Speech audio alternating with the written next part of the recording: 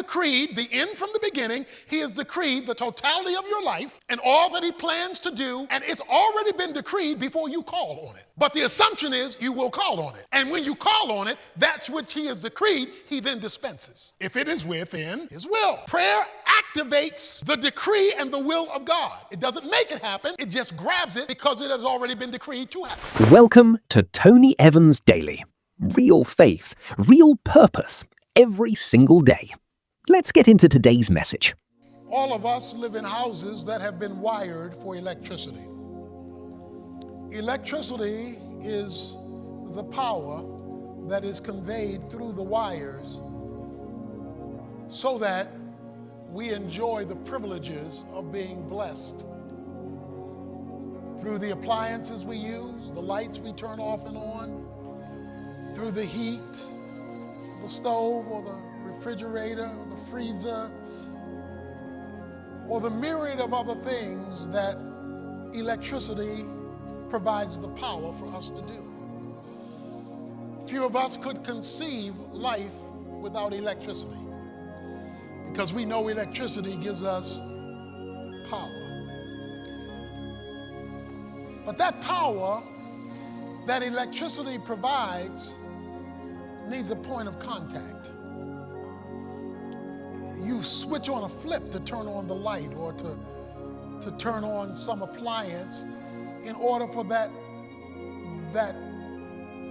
appliance or light or thing that you're using to work. The provision is there, electricity, but the point of contact is necessary to get at what electricity is there to offer. There must be a point of contact between you and God, me and God, in order to experience his power and supernatural provision. There must be a point of contact.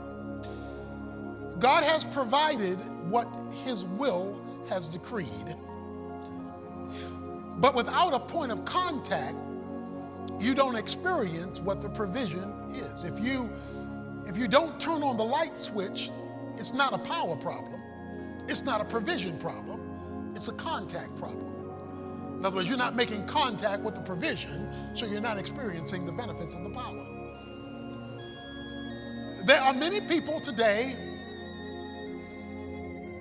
who believe in God's power, but not seeing God's provision because they don't understand his place of contact. We're not making contact, and so we think there is no power, or we think that there is no provision when the reality is there is no contact. And the point of contact between your need and God's provision is prayer.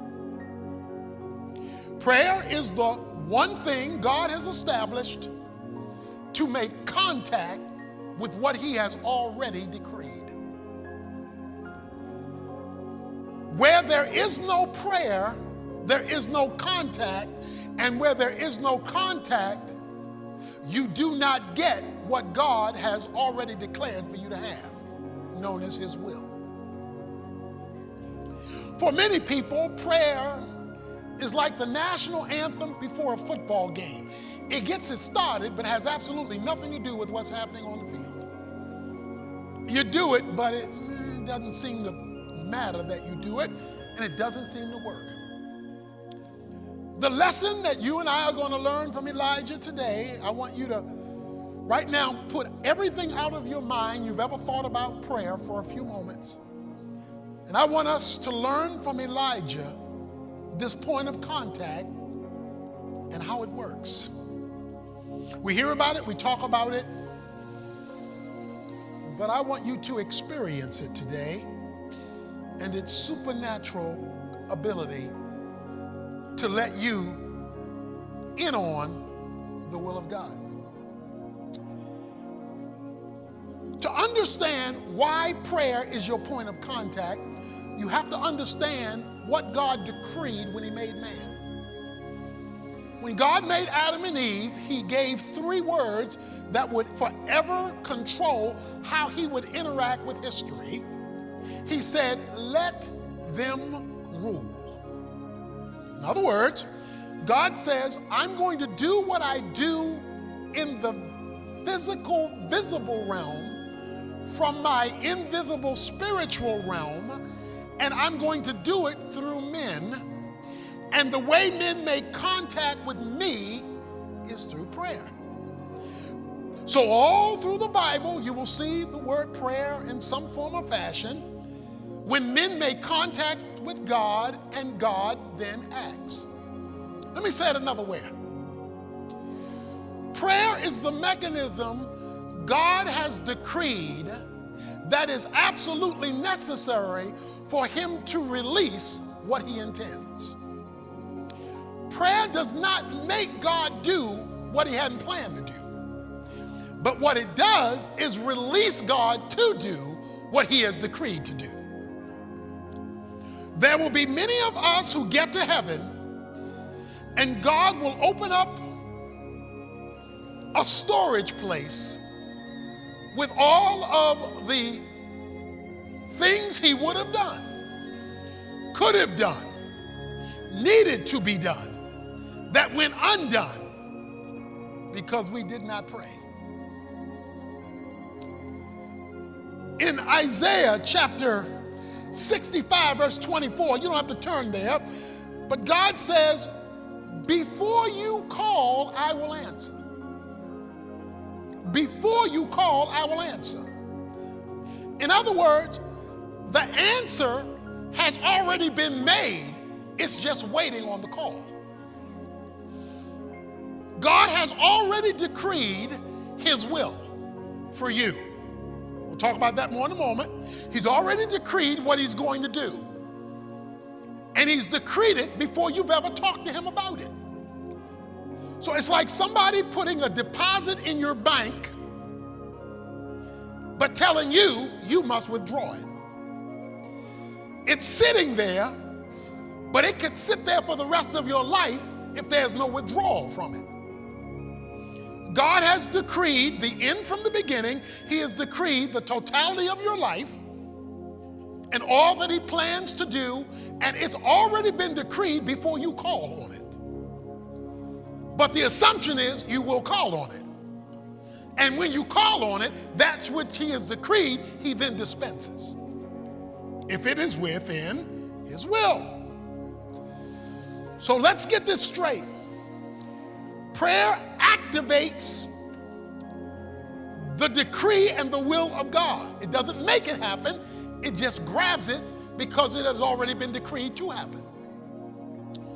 Many of us have DirecTV in our home. And if you have DirecTV, that means you have a receiver box. That receiver box does not create the programming. The programming has already been established on the multiplicity of channels that are available through DirecTV. The receiver doesn't make the programs up. But what it does when you turn it on is grab something you cannot see and put it on the screen so you now can see it. The receiver doesn't create it, but it grabs it when it is turned on so that now you can see a picture of what you already have paid for and that has been provided through the satellite that DirecTV depends on in order to show you something on your screen. Prayer is the mechanism that grabs something out of the invisible realm so you can see it at work in the visible physical realm. So God has decreed for every Christian the sum total of your life, what he will do and what he won't do, and when he plans to do it, but it's with a condition. And the condition is prayer. So with that understanding in mind as a backdrop, with the understanding that your job is to distribute what God makes to happen from the invisible spiritual to the visible physical, like when Jesus prayed, seeking to feed 5,000 people with fish and barley loaves, he prayed, all of a sudden Moby Dick is laying on the beach, and he gets his disciples to distribute it. When God answers, you become the distribution point for his supernatural activity.